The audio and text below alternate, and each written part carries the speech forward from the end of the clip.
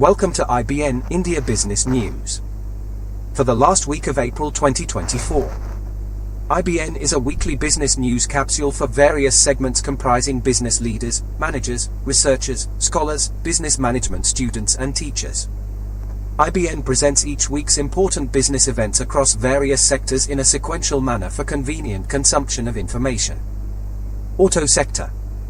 The world's top EV maker Tesla made net profit of $1.13 billion from January to March, down 55% from the year-ago quarter, on revenues of $21.3 billion. Elon Musk's Tesla is set to lay off 693 employees at its facilities in Sparks, Nevada, as part of its initiative to reduce over 10% of its worldwide workforce due to declining sales and increasing competition.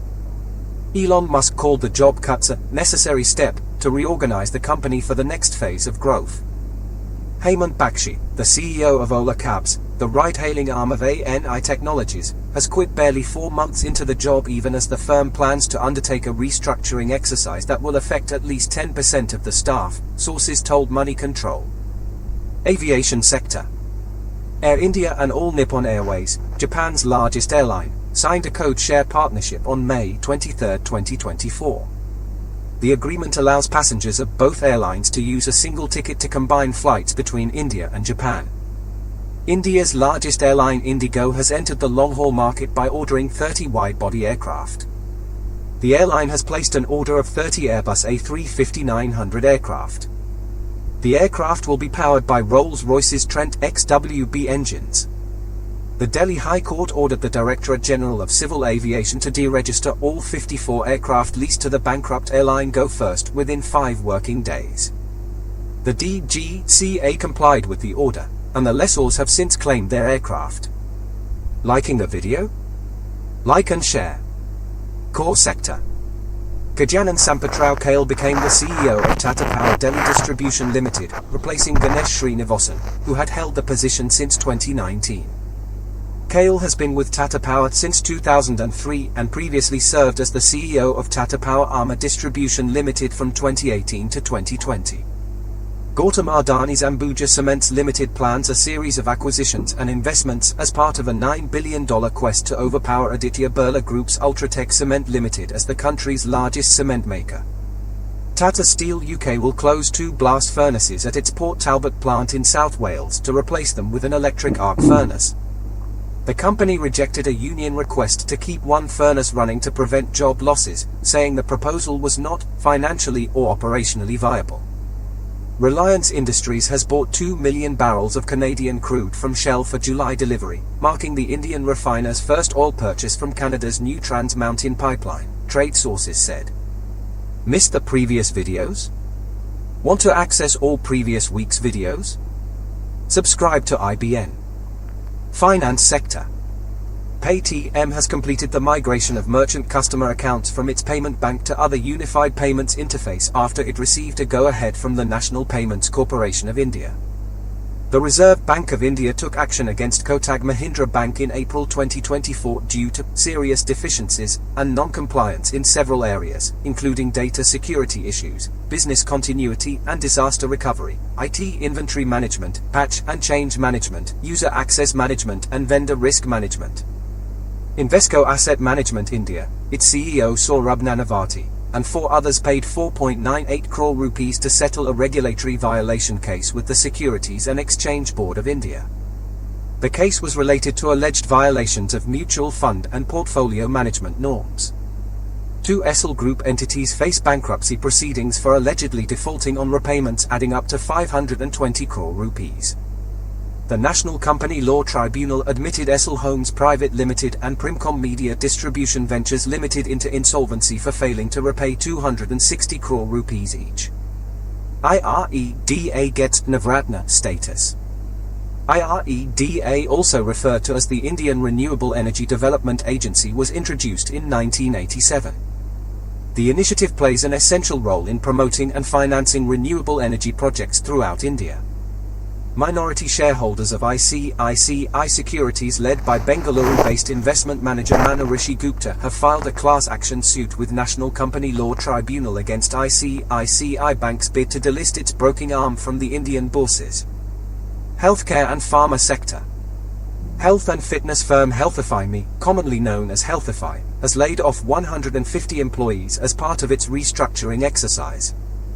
Healthify co-founder and CEO Tushar Vashist said that the move was aimed at making Healthify's India business profitable and expanding its presence in the US market. Manipal Hospitals, a Bengaluru-based healthcare provider, signed a binding agreement to acquire an 87% stake in Kolkata-based hospital chain Medica Synergy. It would invest around 1,400 crores to acquire the controlling stake, said sources. Liking the video? Like and share. Media and entertainment. The Bombay High Court dismissed a review petition filed by the promoters of Zee Entertainment Enterprises Limited challenging a December 2023 order in a loan default case. Jio Cinema Premium will include ad-free content across languages, including original series, movies, children's shows, and TV entertainment on any device, including connected TV sets, for 29 rupees a month. PVR Nox Limited has rolled out an ad-free viewing feature at some of its premium luxury cinemas for moviegoers who can't be bothered to sit through a bunch of advertisements at the theater. The feature will be exclusive to upmarket cinemas designed as social and community experiences combining dining and lounge options. Audio content platform Kuku FM to diversify beyond audio, eyes overseas markets. While audio continues to be central to the company's long-term strategy, Kuku FM seeks to incorporate other mediums to expand its offerings. Don't want to miss future videos? Want to receive notification every week? Subscribe to IBN. Realty, Infra, Logistics sector. A real estate brokerage owned by Warren Buffett's Berkshire Hathaway agreed to pay $250 million to settle a case over its commission fees. It was reported after home sellers filed a lawsuit against Home Services of America alleging the company was conspiring to force sellers to pay inflated agent commissions. Retail sector. FSSAI is already taking samples of spices from all brands to check compliance with its norms. After starting a probe into alleged violation of norms in branded spices, food regulator FSSAI plans to launch surveillance on other food items like fortified rice, dairy products, and spices sold in the domestic market. The Supreme Court of India criticized Patanjali Ayurved Limited for misleading advertisements and warned other FMCG companies against similar practices. The SC also criticized the Uttarakhand State Licensing Authority for not taking action in the case.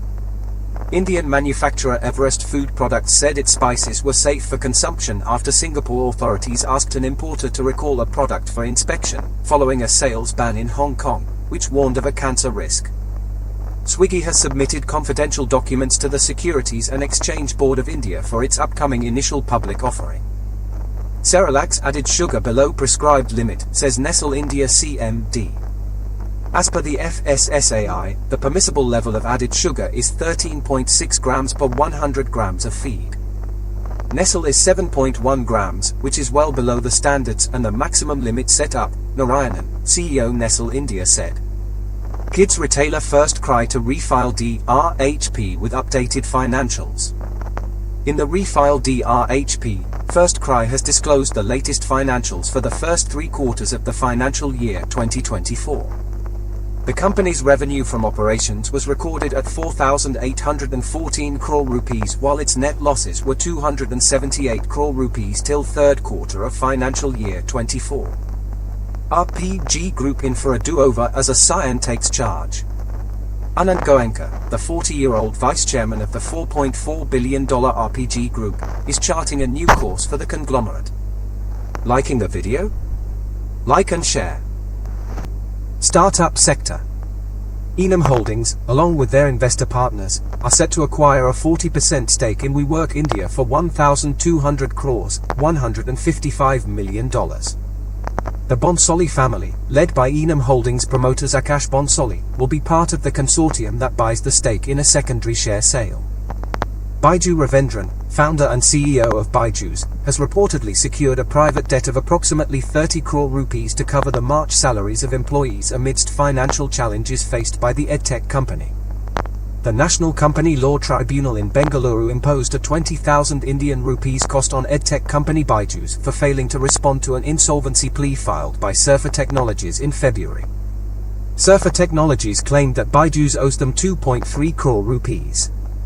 Pony.ai, a global autonomous vehicle technology company, plans to issue up to 98.2 million ordinary shares on Nasdaq or the New York Stock Exchange. China's securities regulator gave self-driving startup Pony.ai the nod to list in the US, in a sign that Beijing's grip on companies seeking to raise capital overseas may be easing. Missed the previous videos? Want to access all previous week's videos? Subscribe to IBN. Tech sector. Kunal Bol, co-founder of Snapdeal, made a compelling case for the use of native languages in business contexts. In a recent tweet, Bol recounted an encounter with a startup founder, who hesitantly asked if he could conduct his business presentation in Hindi, to which Bol enthusiastically agreed. iPhone sales in China dropped 19.1% on the year for the January to March quarter as Huawei's comeback directly impacted the premium smartphone segment in the country. Huawei's sales rose 69.7% while overall smartphone sales in China grew 1.5% year-over-year in the quarter. InterGlobe Enterprises promoter Rahul Bhatia and former Tech Mahindra CEO C.P. Gurnani have launched a technology company called AI on OS.